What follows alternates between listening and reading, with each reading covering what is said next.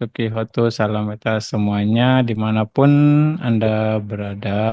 Malam ini kita berjumpa lagi dalam kesempatan yang baik ini dalam sesi Q&A, ya, tanya jawab seputaran meditasi ataupun dhamma.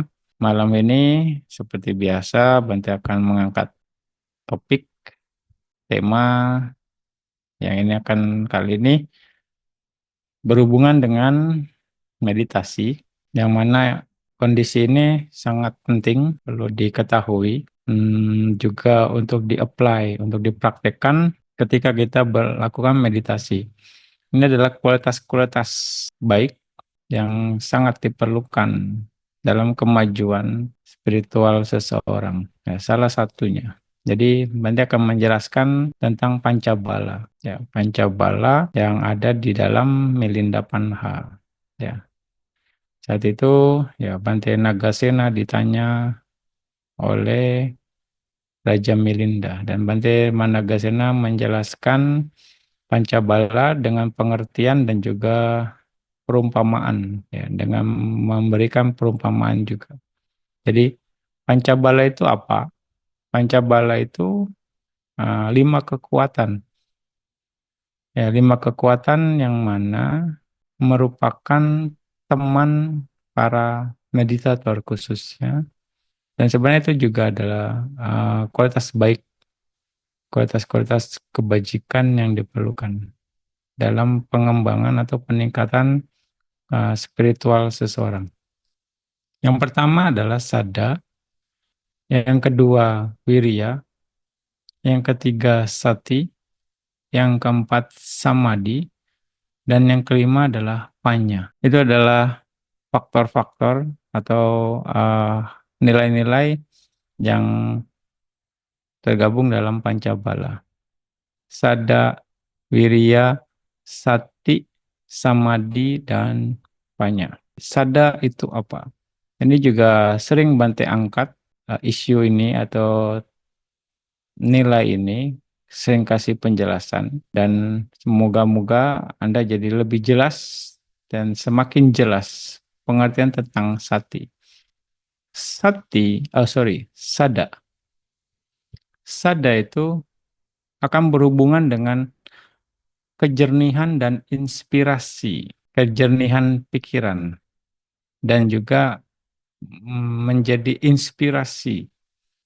Itu karakteristik dari sada, yang mana ketika keyakinan muncul di pikiran seseorang, di arus kesadaran seseorang, maka cadar 5 kendala atau panca niwarana itu akan tertembus.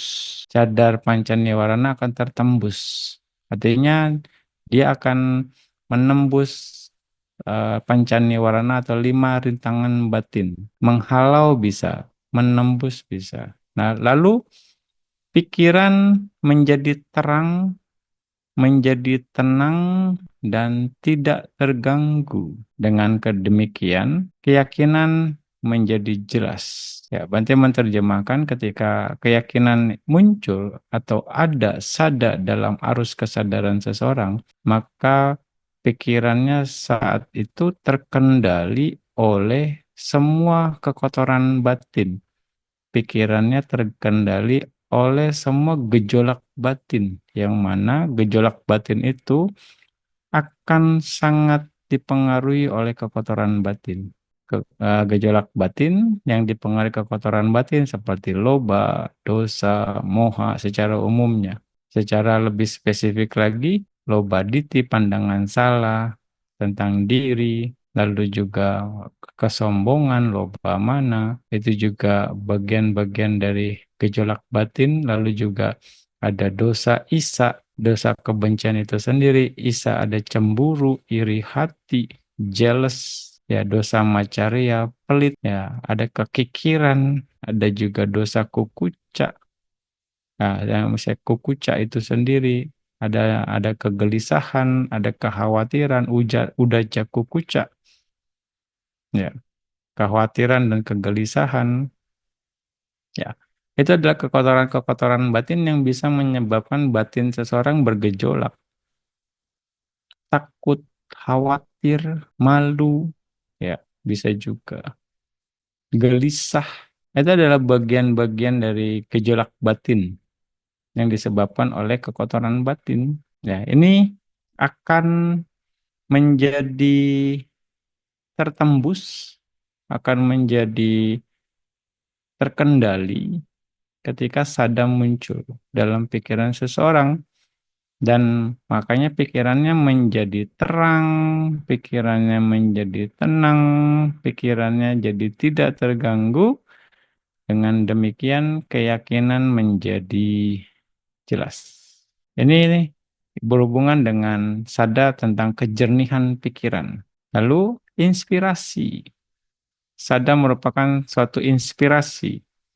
Inspirasi di sini adalah tanda ketika sang meditator, ketika paham bagaimana pikiran orang lain telah terbebas, kemudian terinspirasi untuk mencapai apa yang masih belum dapat dicapainya, untuk mengalami apa yang masih belum pernah dirasakannya, dan untuk merealisasikan apa yang masih belum dimengertinya. Jadi, dia yakin terhadap Buddha. Jadi Buddha menginspirasi dia. Buddha sudah mencapai apa yang memang harus dicapai. Buddha sudah mengalami memang apa yang harus dialami. Buddha sudah merealisasikan apa yang memang harus direalisasikan. Jadi terinspirasi. Lalu juga murid-muridnya Buddha juga sudah melakukan tersebut sehingga ya saya juga mengarah ke sana. Karena apa? Karena praktek Dhamma. Oh, ada yang berhasil. Oh, saya juga akan ke sana. Jadi itu menginspirasi, bukan menjadi iri gitu ya. Nah, itu adalah bentuk dari sadda. Jadi menginspirasi kita untuk melakukan hal yang sama dan mengarahkan kita untuk bisa merealisasi hal yang sama. Jadi inspirasi secara positif, bukan jadi seperti persaingan gitu, bukan menjadi seperti kompetitif, ya, bukan seperti itu. Bagian dari inspirasi. Dan Buddha menjelaskan juga bahwa dengan keyakinan ia menyeberangi banjir, dengan kewaspadaan melewati samudra kehidupan, dan dengan ketetapan hati semua penderitaan ia tenangkan, dengan kebijaksanaan ia dimurnikan. Jadi sada ini dia bisa menyeberangi banjir. Banjir apa? Banjir dari kekotoran batin. Ya, makanya inilah yang dibilang dengan sadda. Ya, jadi memang banyak orang juga mungkin mempertanyakan, bingung, sadda yang versi Buddhis itu seperti apa sih? Apa seperti tetangga? Yakin saja dulu, ya kan? Urusannya nanti belakangan gitu. Ya, karena ada juga yang mempertanyakan itu semalam. Bante, saya sudah belajar begini, saya saja belajar teori dengan biku tertentu, lalu praktek ini dengan guru tertentu. Nah, saya bingung tentang penjelasan tentang sadda atau faith itu bagaimana? Apakah seperti sebelah? Yakini saja, gitu. Apakah sadda seperti itu? Ya mungkin juga sebagian dari Anda juga akan mengarah. Yang penting yakin saja terhadap Buddha, Dhamma, Sangha. Yakin yang seperti apa? Ya, keyakinan yang bagaimana yang Anda harus lakukan. Nah, yakin dengan tulus untuk melaksanakan Dhamma. Yakin dengan tulus untuk mempraktekkan Dhamma. Sehingga dengan ketulusan, bukan dengan ketakutan. Bukan karena Anda misalnya eh, praktek berbuat baik, bukan untuk jadi takut untuk melanggar, mau dibilang seperti itu. Ya takut salah, bukan. Tapi ya dengan ketulusan lakukan. Makanya di sini fungsi dari sada sekali lagi adalah menjernihkan pikiran. Ya, pikiran menjadi terang, pikiran menjadi tenang, pikiran jadi tidak terganggu atau tidak bergejolak. Dengan demikian keyakinan menjadi jelas. Ya, itulah sada. Jadi Bante sekali lagi menerjemahkan sada ini bentuk ketulusan kita dalam berbuat baik, yang mana dengan tulus kita tidak akan ada kekotoran batin di sana. Bahasa yang mungkin pas menurut Bante dalam bahasa Indonesia ya. Tulus, ikhlas melakukan kebajikan. Ya, tanpa syarat dan ketentuan berlaku gitu. Lakukan kebaikan ya lakukan sebagai bentuk ya praktek dhamma gitu. Tanpa mengharap apapun bisa dibilang. Ya itu hanya untuk kebaikan itu sendiri, untuk upgrade kualitas batin kita. Masalah hasil itu sih efek samping saja. Itu yang penerjemahan berbuat baik yang baik, berbuat baik yang benar. Oke. Lalu wirya. Wirya di sini adalah penguatan semua sifat baik yang ditopang semangat, penguatan semua sifat baik yang ditopang atau yang ada, dan semangat tidak menjadi pudar. Jadi terus mengembangkan nilai-nilai kebaikan, terus mengembangkan dan memperkuat nilai-nilai kebaikan atau kualitas-kualitas yang baik terus dilakukan. Ilustrasinya sama seperti halnya ketika tentaranya telah dipukul mundur oleh pasukan musuhnya yang lebih besar, seseorang raja kan mengingat-ingat siapa sekutu yang bisa diharapkan untuk menguatkan pasukannya sehingga dapat mengalahkan pasukan musuh yang kuat itu. Jadi ada perumpamaan ilustrasinya, ada tentara yang dipukul mundur oleh pasukan yang lebih besar. Nah, dia akan mengingat siapa sih yang bisa dijadikan sekutu nih untuk memperkuat pasukan saya sehingga bisa mengalahkan apa namanya musuh yang kuat itu. Wirya itu adalah penguatan terhadap semua sifat baik yang ditopang, ditopang semangat yang menjadi yang tidak menjadi pudar. Sekali lagi, itu terus mengumpulkan kualitas-kualitas baik itu dengan semangat, memunculkan kualitas-kualitas baik yang belum ada dan minimal menjaga dan terus meningkatkan kualitas-kualitas baik yang sudah ada sampai maksimal. Nah, Buddha menjelaskan lebih lanjut, seorang murid yang penuh semangat, oh para biku, menyingkirkan yang tidak baik dan menanam yang bajik, menghindari yang salah dan mengembangkan yang tidak salah. Dengan begitu, dia menjaga agar pikirannya murni. Inilah wirya, esensi dari wirya. Sekali lagi bukan semangat untuk melakukan sesuatu dengan powerful atau bagaimana. Tapi mengerahkan energi pikiran kita ketika kita tahu kualitas batin kita lemah, kembangkan untuk perkuat kondisi tersebut dengan semangat.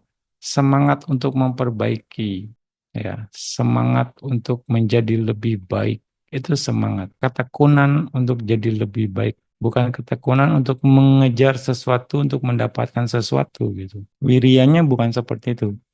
Ya, bukan ketekunan untuk mendapatkan sesuatu, tapi bagaimana kita tekun untuk menjadi lebih baik, untuk menambah kualitas baik lagi dan lagi. Oke, sati. Ya, sati di sini mencatat dan menyimpan dalam pikiran. Mencatat dan menyimpan dalam pikiran. Sementara kesadaran timbul di dalam pikiran para pertapa, secara berulang-ulang ia mencatat apa yang baik dan apa yang tidak baik, apa yang tidak salah dan apa yang salah, apa yang tidak penting dan apa yang penting, sifat-sifat pikiran yang terang dan gelap, dan sebagainya.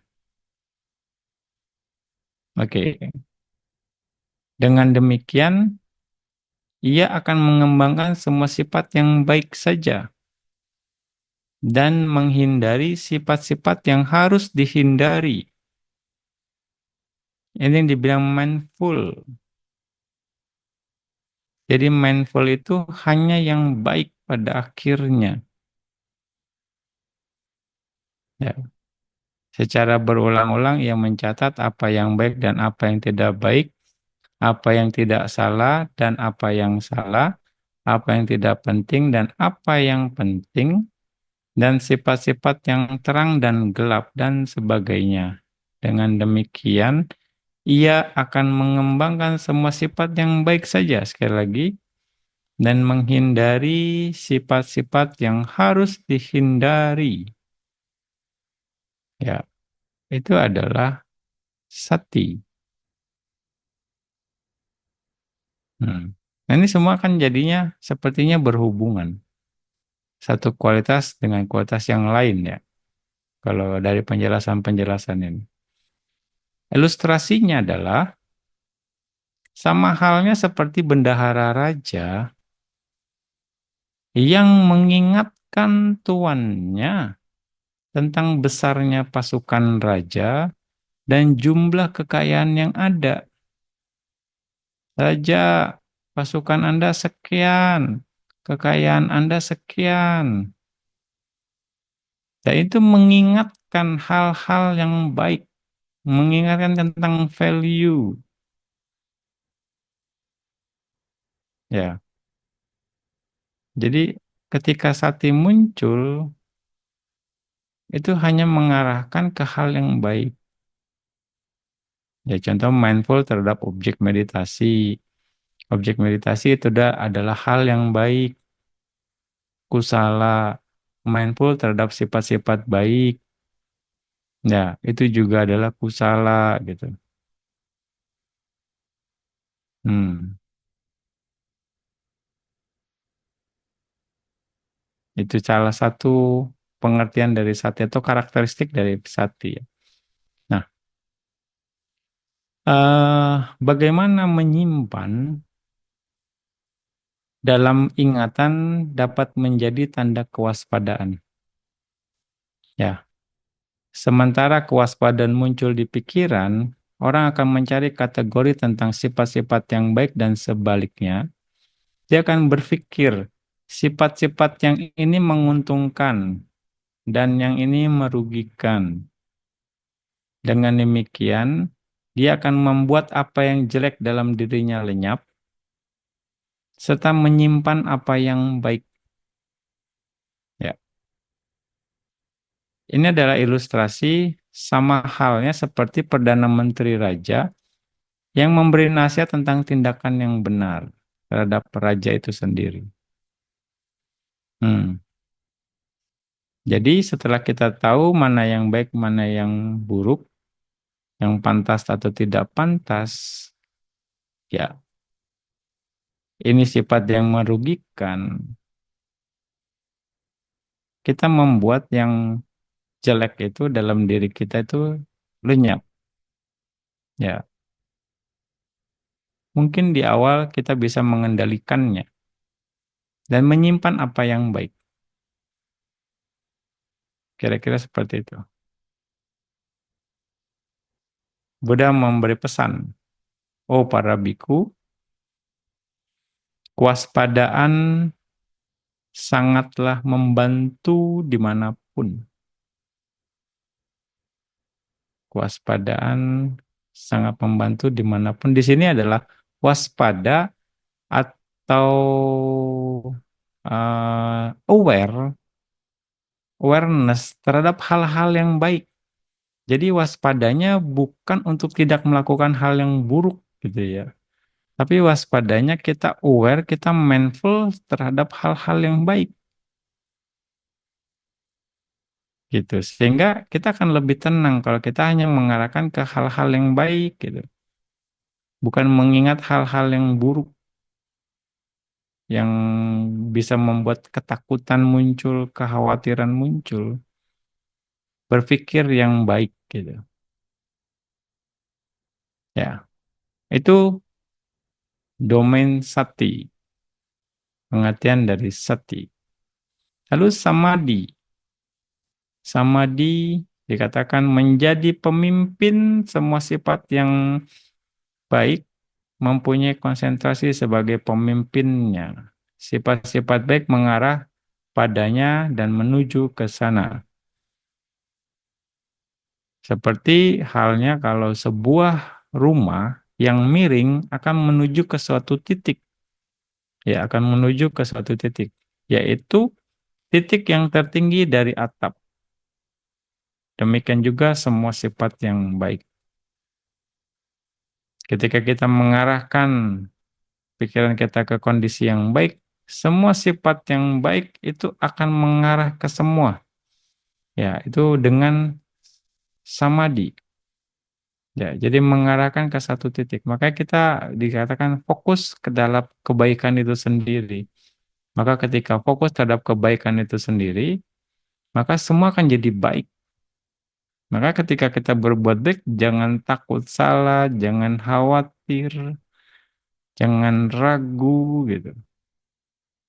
Karena itu nggak akan sejalan dengan kebaikan itu sendiri. Ya, mau dibilang seperti itu. Makanya Buddha katakan, biku, kembangkanlah konsentrasi. Seorang biku yang terkonsentrasi, mengarah dan memusat pada konsentrasi akan melihat segala sesuatunya sebagaimana adanya. Tuh. Itu adalah penjelasan tentang samadhi yang di dalam Milinda Panha.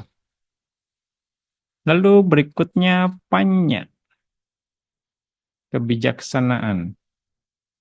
Sebagai penerangan, ya, berfungsi sebagai penerangan ketika kebijaksanaan timbul dalam pikiran, ia mengusir kegelapan dari kebodohan batin, membuat radiasi pandangan terang timbul, membuat sinar pengetahuan memancar, dan membuat kesunyatan mulia menjadi jelas. Dengan demikian juga sang meditator mencerap dengan kebijaksanaan yang paling terang ketidakkekalan, ketidakpuasan, dan tidak adanya diri dalam segala bentuk. Ya, itu penjelasan tentang panya terang. Jadi, ya, terang juga terhadap kondisi baik dan buruk, jelas mengetahuinya. Aku salah, bermanfaat atau tidak bermanfaat, terang dengan panya. Ilustrasinya adalah sama halnya seperti lampu yang berada di ruangan yang gelap akan menerangi dan membuat objek yang ada menjadi jelas terlihat. Ya, menjadi jelas terlihat. Hmm, ya. Ini adalah bagian dari panya. Ya. Memegang adalah ciri penalaran. Memotong adalah ciri kebijaksanaan. Bagaimana misalnya petani gandum memanen gandumnya? Mereka memegang batang-batang gandum dengan tangan kirinya, dan dengan sabit di tangan kanannya mereka memotong gandum tersebut. Demikian juga Baginda, ya Bante Nagasena mengatakan seperti itu ke Raja Milinda. Para petapa memegang pikirannya dengan penalaran dan memotong kegelapan batinnya dengan kebijaksanaan. Ya, jadi panya itu seperti itu. Ya, menerangi, jadi jelas, tidak ada keraguan, balik lagi tidak ada ketakutan, dalam melakukan kebaikan. Tidak ada kekhawatiran karena terang. Ini sesuatu yang baik yang bisa dilakukan. Ya, balik lagi semuanya akan mengarah kepada sesuatu hal yang jelas sehingga pikirannya jernih. Dengan begitu sada akan ada di sana. Ketika pikirannya yang jernih, kita berusaha untuk menjaga pikiran tersebut tetap jernih dengan wiriya dan fokus terhadap hal dalam melakukan perbuatan baik yang terus apa namanya, ketika pikirannya tetap jernih dengan samadhi dan sati itu sendiri hanya mengingat kebaikan saja. Nah, sifat-sifat yang sangat berbeda ini, Nagasena, apakah membuat hasil yang sama? Kata Raja Milinda Pandar. Ya, walaupun sifat yang berbeda, tapi punya nilai yang sama. Apa itu?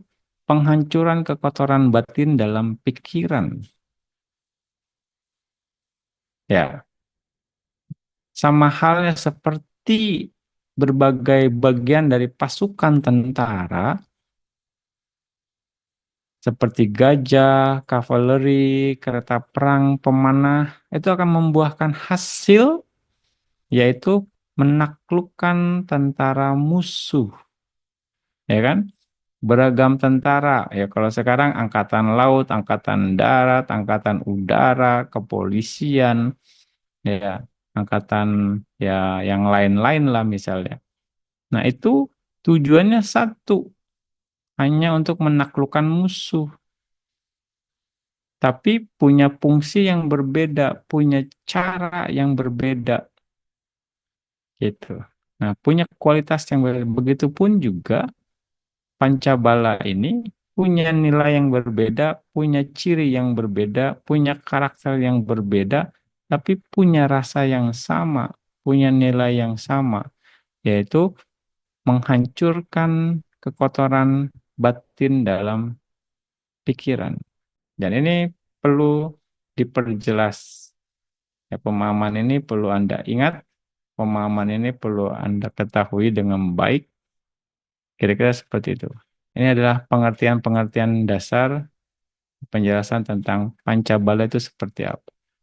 Ya, demikian penjelasan Bante yang singkat ini, bagaimana penjelasan tentang Pancabala, Sada, Wiriya, Sati, Samadhi, dan Panya yang sangat berguna dalam kehidupan sehari-hari untuk ya menghancurkan kekotoran batin.